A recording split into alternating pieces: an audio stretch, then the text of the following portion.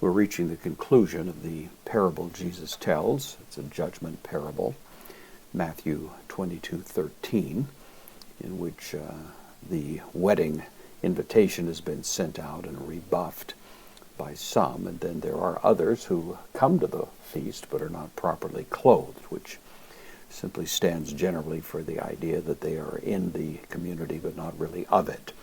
And however that is construed, it certainly stands for the idea that there are people within the visible community of faith who don't share the true, genuine faith of that community. And this is the harsh judgment language that's now invoked by Jesus, so tota.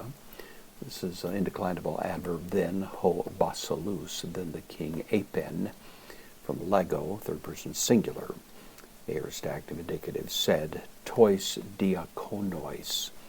The earlier servants were the doulos, the preachers that went out into the highways and byways. This is a little bit of a superior status here. People take various views. Maybe it's angelic beings, but one way or another, it represents higher dignity than the douloi that were mentioned earlier. So then the king will say to his servants, desantes. This is from deo. It means to bind. This is a aorist participle. This is in the masculine plural nominative. So it's a command here, binding or having bound out to of him, referring to this individual who wasn't properly clothed. Bind of him, that is his podos, his feet, kai kairos, his hands. And so the means whereby he either traveled or did things that were inconsistent with faith are now bound, so we'll not be able to use them anymore. They're tied up, so bind him by hand and foot, ekbalita, so having bound him, cast him from ekbalo, I cast, or I cast out here. Second person plural, aorist active imperative, cast, outtone him. Direct object, ace, preposition, the accusative, to, skotos, into the darkness. And then to describe the darkness, the adjective here, into the darkness, the outer, exoteron. Outer, exo is the root of it. It means completely away from the place of festivity, into the outer darkness. Eke, indeclinable adverb there. There will estai, there will be in the future. This third person singular, future active indicative of me, I am there. There will be ho klothmos.